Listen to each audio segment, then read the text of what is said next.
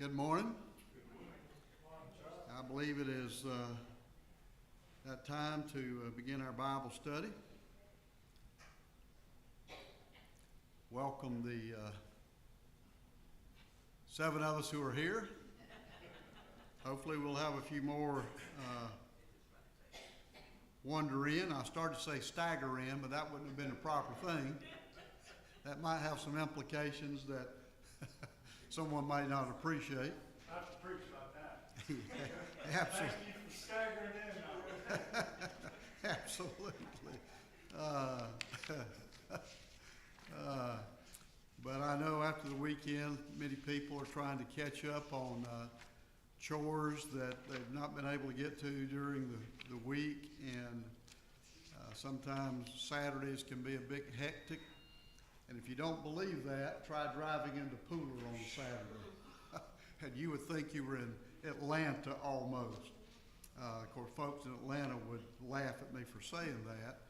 But Friday afternoon and Saturday in Pooler, you would think that it was Christmas Eve. And it's going to get worse because they're soon going to begin the reconstruction and the rebuilding of that exit, the airport exit. They're about to finish up the I-16, I-95 interchange there, and the next project is going to be starting fairly soon is the airport exit that goes to New Pooler, to Sam's, all that type of stuff. So when that begins, it is going to get really wild and crazy because that is a busy, very busy intersection. It takes us from Springfield 2 hours to get to a doctor's appointment in Savannah. Wow. Well, just look out for the dump trucks and the other people who are on cell phones not paying attention. But anyway, without getting into a civics conversation lesson this morning, just a forewarning of what's going to be coming. There's building going everywhere. But let's focus this morning on a more important building, as Peter talks about us as living stones, being built into a house of God. And that is why we are here this morning. And so we continue our study in chapter 9, the entire chapter being dedicated to the healing of this blind man. Why the entire chapter is dedicated to that particular individual is not so much the healing of the blind man itself, but all the things that surround his healing, as well as the implications that it has even for us today. I know, got through about verse 15 last week, maybe a little bit further.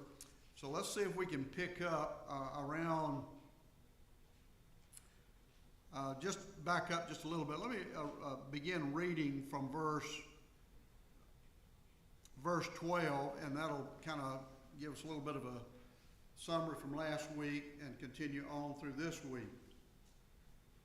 This individual has been healed of his blindness. We know that Christ spit in the dirt or the clay, rubbed it on his eyes, told him to go wash in the pool of Siloam, which he did. He heard the message, and he obeyed by doing what Christ told him to do. And as a result, his sight was restored. A true miracle was observed and witnessed by everyone who knew this man who had been set out by the gates, had been a beggar for some time. And some said, that it was him. Some said, well, it looks like him, which brings to mind, I'll tell you this quick preacher story and then we'll move on. There was a woman who was killed in an automobile accident. She was crossing the street and a car came along and hit her. She appears, in heaven, and she's told, this was not your time. That was not supposed to happen. You're not supposed to be here yet. And so she is sent back to earth. She's revived, come back to earth. Some of you have heard about these life after death experiences. And she was told, you know, you have a long life ahead of you, many more years to live. And so when she wakes up in the hospital and realizes that she has returned, she decides, well, you know, since I was told I've got many more years to live, I'm going to fix myself up. So she had a facelift, she had liposuction, and I mean, she just went through all the beauty treatments so that, hey, if I'm going to live a lot longer, I'm going to look good. And so after weeks of this reconstruction surgery and everything, she's leaving the hospital, crossing the street, and is hit by another car and killed again. So she appears back in heaven, and the woman looks around. She says, I thought you told me I had many more years to live. He said, well, I did, but I didn't recognize you. She had had so many facelifts and everything. That's a preacher joke. Some will get it a little bit later and maybe have a laugh at it. But anyway, they knew this guy because he'd been around a long time. So let's continue. Starting again, verse 12. Then they said to him, where is he? He said, I do not know. They're asking, where is the man who healed you? He said, I don't know. They brought him who formerly was blind to the Pharisees. Now it was a Sabbath day. Now this is there for a particular point. When Jesus made the clay and opened his eyes, then the Pharisees also asked him again how he had received his sight. He said to them, he put clay on my eyes, and I washed, and I see. Therefore some of the Pharisees said, this man is not from God because he does not keep the Sabbath. Others said, how can a man who is a sinner do such signs? And there was a division among them. They said to the blind man again, what do you say about him because he opened your eyes? He said, he is a prophet. But the Jews did not believe concerning him that he had been blind and received his sight until they called his parents of him who had received, until they called the parents of him who had received the sight.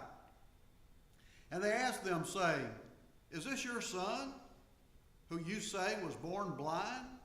How then does he now see? The parents answered them and said, we know that this is our son, and that he was born blind, but by what means he now sees, we do not know, or who opened his eyes. We do not know. He is of age. Ask him. He will speak for himself. His parents said these things because they feared the Jews, for the Jews had agreed already that if anyone confessed that he was Christ, he would be put out of the synagogue. Therefore his parents said, he is of age, ask him. So they again called the man who was blind and said to him, give God the glory. We know that this man is a sinner. He answers and said, whether he is a sinner or not, I don't know.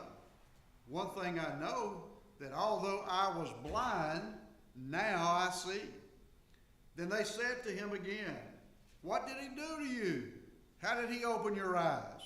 He answered them, I told you already, and you did not listen. Why do you want to hear it again? Do you want to become his disciples? Then they reviled him and said, you are his disciple, but we are Moses' disciples. We know that God spoke to Moses. As for this fellow, we do not know where he's from. The man answered and said to them, why, this is marvelous.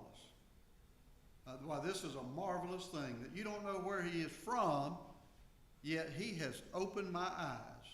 Now we know that God does not hear sinners, But if anyone is a worshiper of God and does his will, he hears him. Since the world began, it has been unheard of that anyone opened the eyes of one who was born blind. If this man were not from God, he could do nothing. They answered and said to him, you were completely born in sins, and are you teaching us? And they cast him out. Let me stop there. Hopefully we'll get to that point before we finish up this morning. So here is a miracle, an undeniable miracle. Everybody has witnessed this individual sit there for years. He was born blind in a community, particularly in the synagogue. Now, what is the importance of the synagogue? And still is today. Don't have the temple anymore, but they've got the synagogue. So what is the purpose of the synagogue? What purposes does it serve? Well, it's not only a place, a religious place of meeting and reading the Old Testament and debating the law and so on and so forth, but the synagogue is like a social center where people gather. That is, the Jews gather, not the Gentiles, just the Jews. It is also a place where business is performed. It is a center of Jewish life where you go to see people, to meet people, to make business arrangements. It is the center of life for the Jewish community. If you are not a member of the synagogue, that means you are locked out, ostracized from doing business, from making contact with other members of the Jewish families, and you are also unable to worship according to the Sanhedrin, the rules and guidelines they said. So the synagogue, as it is today, I have a couple of Jewish friends, and I've talked with them about the synagogue, and today they have programs even for people that are non-Jewish, but back then it was strictly Jewish. You had to be a Jew in order to be a part of that. So that was extremely important.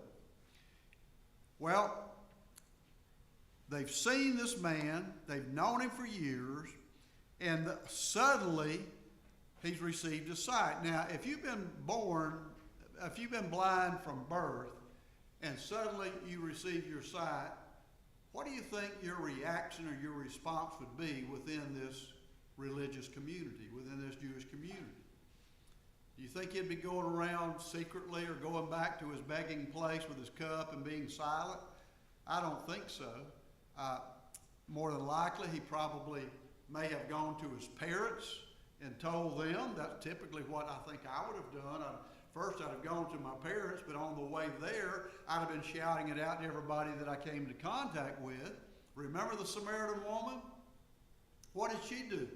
And she was no miracle was performed in her situation, but what did she do after she came to the knowledge that this man may be the Christ? On the total fire and light. Man, she went back to town telling everybody, this man told me everything that I ever did.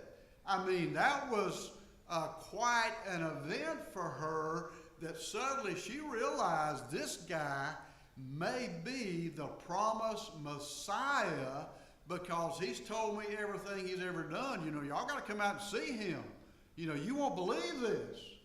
Now, compare that to someone who has been blind, and this guy, we believe, is at least 30 years old, because we'll see a little bit later, they mention the fact, as parents do, that he is a mature man, and as I understand from Jewish custom or culture, you are considered to be a mature adult at age 30. Some implication for us there too. But nevertheless, obviously he would have done the same thing. Well, the Pharisees, or the Sanhedrin, obviously got wind of this, because the story was probably going through all of the synagogue in the area, And, you know, it's like, what's going on? So they bring him to the Pharisees that was blind, you know, and grab him, man, you got to come see come to the Sanhedrin. They've got to see you, and you got to tell them what happened.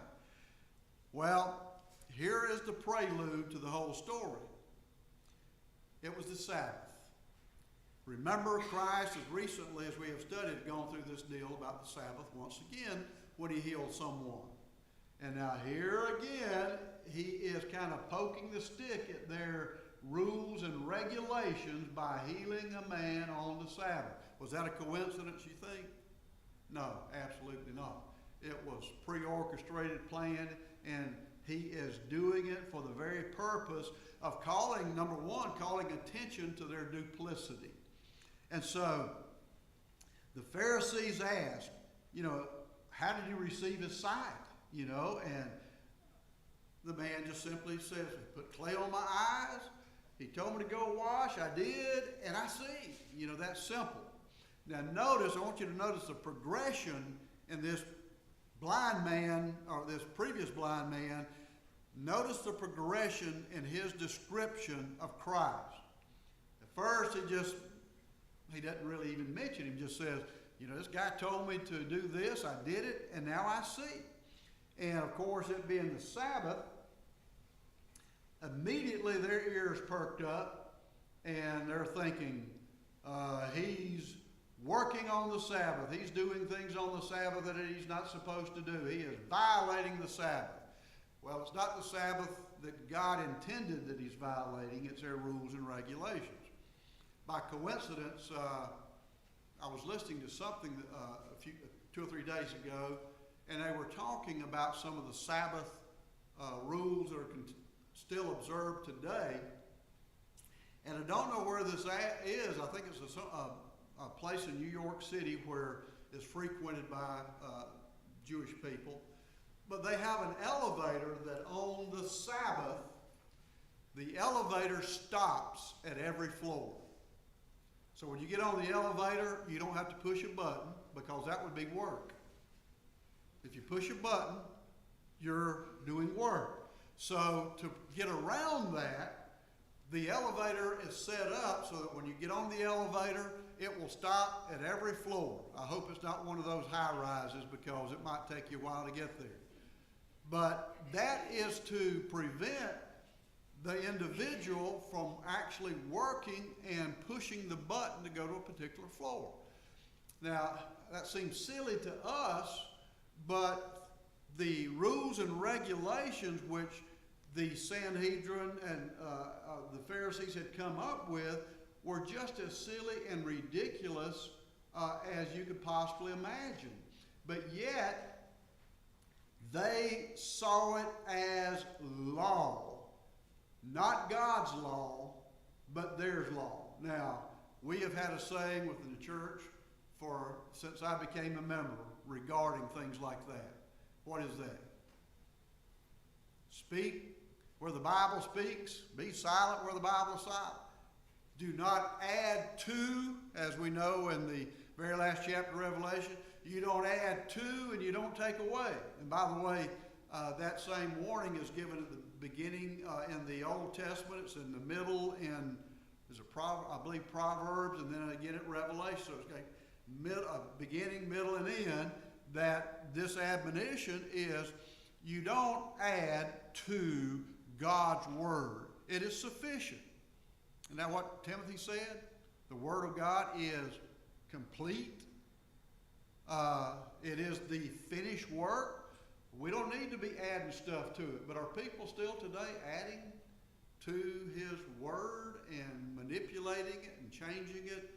How can they read this and not see themselves sometimes in the hypocrisy of what they're doing? And so,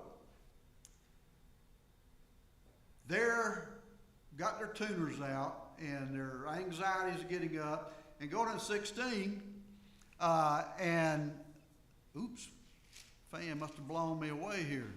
Go back. 16.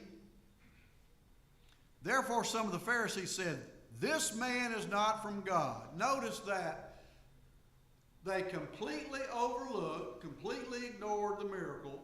Now, if that were me and all these people, or I had just seen this man who'd been blind from birth, and he said that this man just gave me my sight,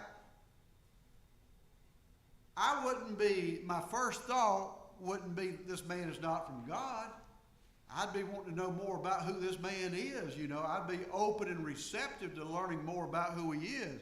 But not them. They immediately jump to the assumption that he is not from God because he does not keep the Sabbath. Not the Sabbath, not God's Sabbath, but our particular rules and regulations. And there are groups all around the country, if not around the world today, who have their own rules and regulations of how you can enter this particular religious organization, how you can stay in it, and so on and so forth. And we know many of those without going into any details about that. And this man is not from God because he doesn't keep the Sabbath. Others, now you've got the learned theologians jumping to conclusions, but the common man or the common person on the street, that is the others, said, well, how can a man who is a sinner do such signs? You know, they're doing some thinking. They're observing, and it's obvious to them that don't make sense. Why would someone who's a sinner be healing someone from their blindness? How could that be wrong? I mean, what's the deal here? And they said, and there was a division among them. Now, primarily the division here is coming within the Sanhedrin. Remember Nicodemus, and there were others who believed, and were other passages talks about there were some who believed, but they would not confess for fear of being thrown out of the synagogue. Well, that included the Jewish people as well as some of the leadership. But those who were opposed to the miracle, opposed to Christ for breaking the Sabbath, they were in the majority. And when you have a majority and you have a minority who is challenging their thought process or disagreeing with them, what does the minority typically do? They say, well, y'all come on, let's sit down and let me hear what y'all have to say. And we realize you're the minority, but we want to hear what you have to say. Let's hear from them. Is that what happens today? You don't have to look very far to see what happens. You are openly chastised, criticized. They call you all sorts of names, and, here you go. So they have one goal in mind, and that is to silence you or change you to agreeing with their position. They're not looking for discussion. They're not looking for open debate. They're looking to silence those who disagree with them at whatever cost. And we have seen a situation where that has led, and in the case of Christ, we know where it's leading. And so their reasoning is based on their own hardened heart because they don't want to believe that this man is the Messiah, the Christ. And so, one more time, or once again, a New Testament is reveal the incredible damage of mingling human traditions with God's Word. Now, we can say that and think about it, but we have to be very careful because I know that even among churches of Christ, and maybe even among our own number, that sometimes we get in a habit of doing things a certain way, and over a period of time, it's like that habit becomes a rule, and then suddenly that rule becomes a law, and suddenly we're enforcing that law even though there's really no reason for it. But it's because I know when I've gone to places of work, you've probably heard the same thing. Well, we've never done things that way. We don't do things that way.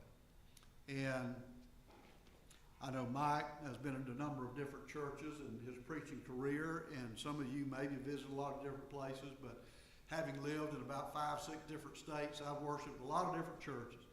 And some I visited but didn't worship at because of some of their little nitpicking things. And one of the things, too, that really got to me, I know when I was in a particular city, was when I moved there, and it was a city of about 100 or more thousand people, and churches of Christ just about on every corner, and most of them large, even though there were some small ones. But the one closest to where I live seemed to be the logical place to worship. And there's another a little bit further down where the people I work with, in fact, my supervisor was a member there and others, and so, you know, I visited both places. Well, after visiting, the one that was closest to me started coming to me, because some of those people worked at the same place too, and they started criticizing the other Lord's church because of various things they didn't agree with. They were too liberal, or they were too this, or they were not this. And interestingly enough, the ones who was complaining about the others being too liberal and so on and so forth, when I visited, and it was a full house of probably 250, 300 people. When amen was said, that place emptied like the firehouse with an alarm going on. And there was one or two older gentlemen that kind of, you know, spoke to me, because I kind of waited around, you know. I'm new, I see if I can meet some people. And that place cleared out like, and I thought, wow, you know. They may be whatever, but they sure aren't friendly. And of course, my reaction at the other place was totally the opposite. Well, where do you think I ended up going? But anyway, habits can become rules, rules can become regulations that are so deeply entrenched in our thinking that suddenly we're judging people by whether or not they do certain things or don't do certain things. And so we're always should be always on guard for that. So in verse 17, as we go on, they said to the blind man again, "What do you say about him because he opened your eyes?" Well, when they first brought him to the Pharisees, what did he say? Now this is the second time he's being questioned, or he being asked this question the second time. First time they just said, you know, he told me, he rubbed clay on my eyes, told me to go wash. I did, and I could see. He didn't even make mention of Christ, the man. He just said what he did. And now, notice again the progression of his thinking. This time he says, he is a prophet.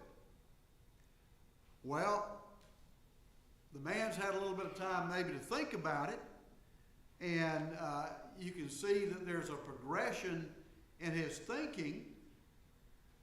And now suddenly he's thinking, well, maybe this guy's a prophet. He's a prophet.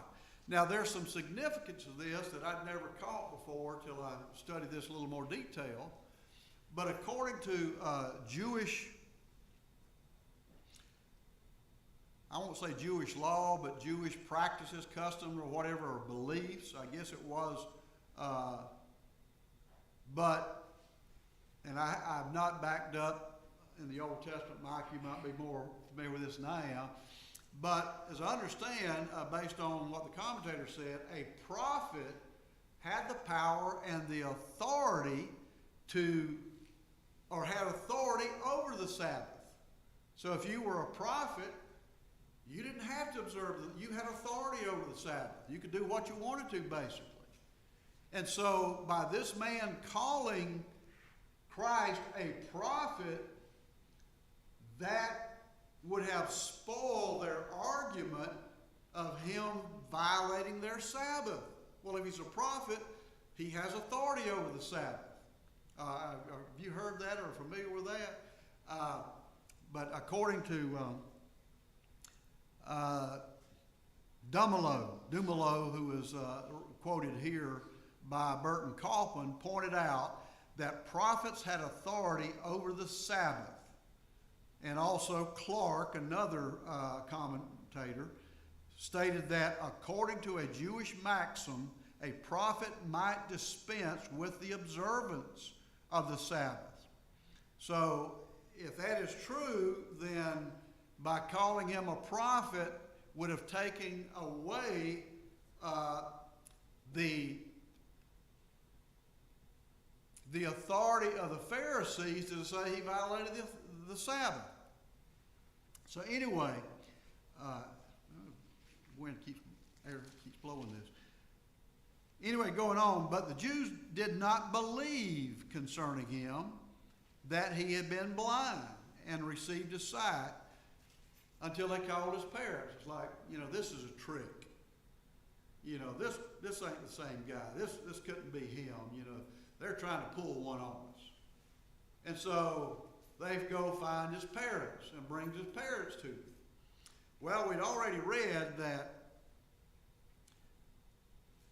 if anyone had confessed that he was the Christ, what would have happened to them? They'd have been kicked out of the synagogue. They'd have been ostracized. They'd have been out of communication, out of participation. And that was a major thing. That'd be like, I forget the name of this company, it's some major corporation, goes by EFR or E something. It's some major corporations that they seem to have a lot of power and authority in telling banks and other people what they can do and what they can accept. I've been just learned a little bit of it recently. ESG? That might be it. But they have a lot of power and authority over our lives that we don't even, and they're not even a government organization or agency, but they have a lot of power and authority. Money, equates sometimes to a lot of influence and power. And they can, it's like you've heard the story of the carrot and the ass or donkey, and that's how government sometimes work. They dingle the carrot out there in front of you, but it's on a line that you keep moving toward it, but you never get to it. Well, that's actually a serious issue in today's world, because what they're getting at is they don't want to do business with anybody that's involved in fossil fuels.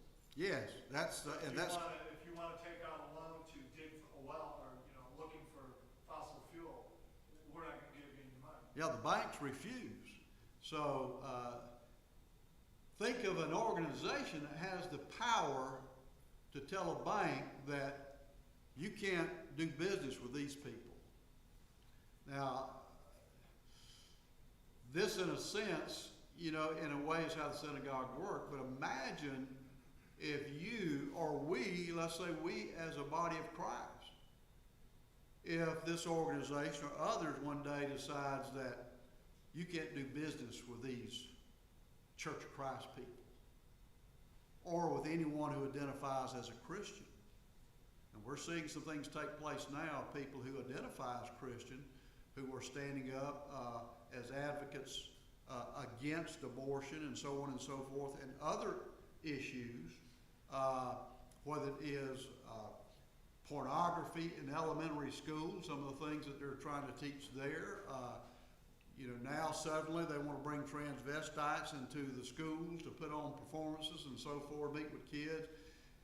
Christians, as a general rule, when I say Christians, I'm using that generically because a lot of people around the country identify as Christian but aren't actually a Christian, except that's what they call themselves. But true Christians, they don't agree with those kind of things, but there are attempts to silence. So we're experiencing a little bit of what it was like with the average Jew and the synagogue. In that place, they had pretty well locked it in, and they control the community. And if you wanted to be a part of this community, you wanted to do business, you wanted to worship, you wanted to meet and greet and socialize with friends and others, you've got to go by our rules. And remember, their rules were not the laws that God gave Moses. These are the things that they have added and come up with themselves. And which, interestingly enough, as I have read and studied, that while they held the Jewish people in general, they held them accountable to these rules and regulations, but they managed to make exceptions for themselves, so they could work around the rules themselves. And so it was one of these do as we say, not as we do type things. Now, if the Lord's church were to end up in a situation like that, how valid would our worship be? Not very valid, I don't believe. But anyway, going on, I'm kind of getting off topic here. So the Jews didn't believe concerning him. They bring his parents in. And his parents, as we read here, they're already a little bit concerned because they're afraid, they're being called before this high court, these very important people. And, they know what the consequence of confessing that they believe in the Christ, and there's every reason to believe that the parents knew that this blind man had told his parents already what had occurred. And it doesn't say that, but I find it difficult to believe that they wouldn't have been some of the first people he would have gone to and told. But because of their fear, they simply said, well, we know he's our son. Yeah, that's him. That's Stanley there, he's our son. And we know that he was born blind, but we don't have any idea of how he got his sight. He's old enough. Ask him. Why are you asking me? And that's parents, another lesson for us, that sometimes, and I know you've heard of these situations too, particularly if you are in certain religions, other religions, that if you become a Christian, you're kicked out of the family. And even worse, in some cases, you're murdered. I was reading, going along with this deal about the elevator, and part of that story was a young woman who was Jewish. She'd grown up in a Jewish family in the synagogue, and somehow, I don't recall now how she became introduced to the gospel, the New Testament, but she undertook to study and to find out, because you're not even supposed to read the New Testament if you're a Jew. I mean, most of them won't even read it. But she did. And she began to ask questions. And like some of these people, they began to reason. And so she came to the conclusion that the New Testament is true and that Christ was the promised Messiah. And she talked to her parents about it. Do you know what her father told her? You go through with this and I'll disown you. You won't be part of this family anymore. And whatever inheritance and all the other things that go with being part of this family, you're going to forfeit because you're not considered a family anymore. Well, guess what she did? She obeyed anyway. She obeyed the gospel. She was baptized. And guess what the father did? He disowned her, like he said he would. So there is still existing today, and you don't have to be in a Jewish family that to happen. If you happen to be is Muslim, you could get the whole thing, your head cut off, and they consider that almost an obligation to do that. Mike? I haven't done it in a while, but back a year or so ago, I used to listen a lot to Mormon podcasts, ex-Mormons. And, about 10 minutes into listening to them, you stop thinking you're listening to a Bible study and you start thinking you're listening to a therapy session. Because the people that have come out of the Mormon church have gone through such an ordeal with their families that it's almost like they're there, we're here for you. It's almost like a support group. Because these people, their entire lives were shattered by just admitting that we don't believe Joseph Smith was who he said.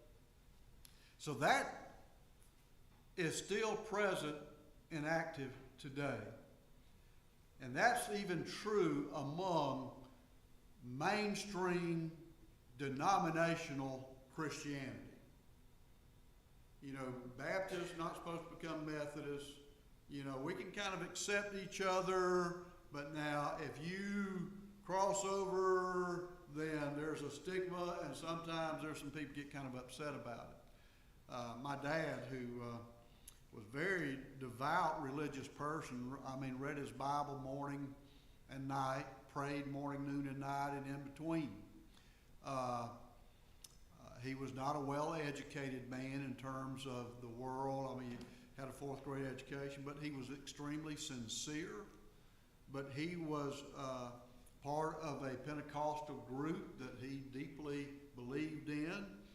And when I obeyed the gospel, became a member of the Lord's church, he had some very sarcastic and ugly, I say ugly, let me just say some sarcastic things to say.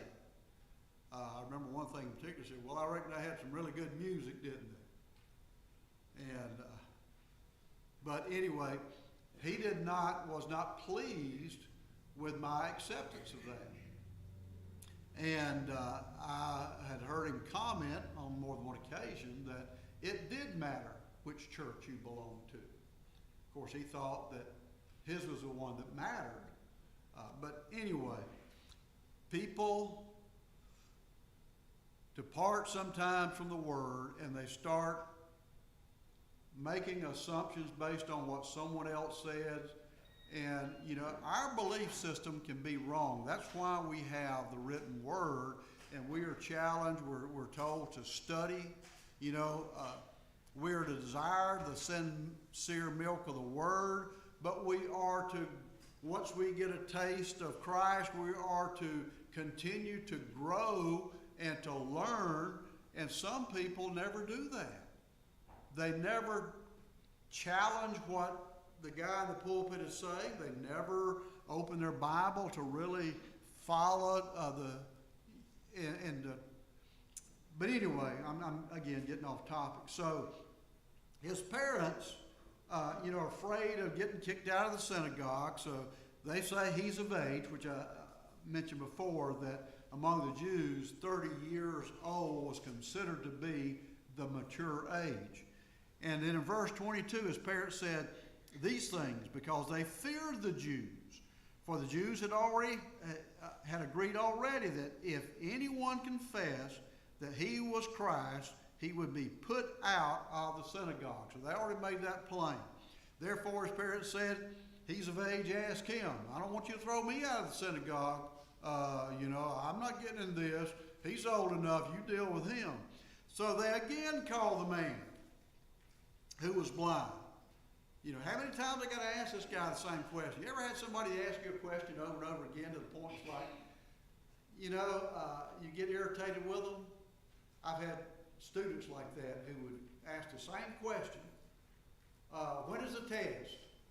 You tell them at the beginning of class, the middle of class, at the end of class, and as they're leaving the classroom, they're still, when did you say the test was going to be? Has your head been with you for the past hour, you know? But anyway, so then again they called a man who was blind and said to him, give God the glory. They recognized that a miracle had in fact took place. They couldn't deny it. So they did not want this man to give credit to Jesus. So they said, give the glory to God. You know, we know that this man is a sinner. In other words, they're kind of saying, well, God used this sinner to restore your eyes, so God is the one who deserves the glory. This man's a sinner. Well, how duplicitous is that comment? And so the man answered and said, whether he's a sinner or not, I don't know. One thing I do know, I was blind, but now I see. There's a song I grew up with in the Pentecostal movement regarding something like that. That's Amazing Grace, wasn't it? I once was blind, but now I see. Well, that's where that verse comes from. Then they said to him again, what did he do to you? How did he open your eyes? And by this time, the guy's getting kind of exasperated with them, and he says, "You did not listen." You know, that's what I told my student. I've told you 3 times. You didn't listen to me. Read my lips, George Bush. Write it down. Why do you want to hear it again? And this, you stung them. Do you also want to become his disciples? Now, whether this man said that in a sarcastic manner, or, you know, whether he was truly questioning, or maybe they want to become his disciples, but that was certainly not the way they took it. That was like spitting in their face. And the next verse reveals that. Then they reviled him and said, "You are his disciples, but we are Moses' disciples." Well, Christ had already told them that if they had believed Moses, they would have believed Christ. They were not the true Israel of God, at least not in the spiritual sense. And I don't have time to go to Romans chapter 9, verse 6 through 8, but they may have been the physical offspring. They may have shared the DNA with Moses, but they certainly, or with the Jewish people, but they certainly were not of the spiritual seed that was promised to Abraham. So the blind man had kind of hardened his attitude because they were just unreasonable about their denials. And, you know, maybe he was a little sarcastic when he asked if they wanted to be his disciples. And, of course, that was even more insulting, even more. But going on down to verse 29, we know that God spoke to Moses. As for this fella, we don't know where he came from. Well, they have just conflicted their own previous testimony, because they had said in John 7:27 that we know where he's from. So chapter 7, they're saying we do know where he's from, and now they're saying we don't know where he's from. So they're contradicting their own testimony. It again reveals their duplicitous nature in trying to simply discredit Christ for the miracle he has just performed. And then we'll finish on this last verse. I was trying to get there. The man answered and said to them. Now his tone here, this man has become more bold in his response. It's like, you know, he started out with, he was kind of meek and humble about, you know, this guy put clay on my eyes, told me to go wash. I did, and now I can see. And then suddenly he's a prophet, and so you see again the progression. And the man answers and said to them, "Why, this is a marvelous thing that you don't know where he is from, yet he's opened my eyes." So now he's kind of, he's not showing any fear or not being intimidated by them. He's giving them back as good as they're giving him, maybe better. And so he's getting a little bit bold in his response. And he's appearing as this person who's actually given some serious thought as to exactly what happened. And so he goes on, let me finish this, verse 31. Now we know that God does not hear sinners, but if anyone is a worshiper of God and does his will, he hears them. I probably should have stopped before I got to this, because there's several verses here I want to talk about, and also an explanation regarding Cornelius and what takes place. And it's already 20 after. So let's stop at verse 30, because there are some points there that I want to talk a little bit about regarding that, you know, he does not hear sinners. Well, just when you're getting started good, it's time to quit. Good news is we doubled since you started. Yeah, maybe if I keep on going, I'll have a full house. Well, 16, we started with 7. And I won't say they staggered in, so y'all don't tell them I said that.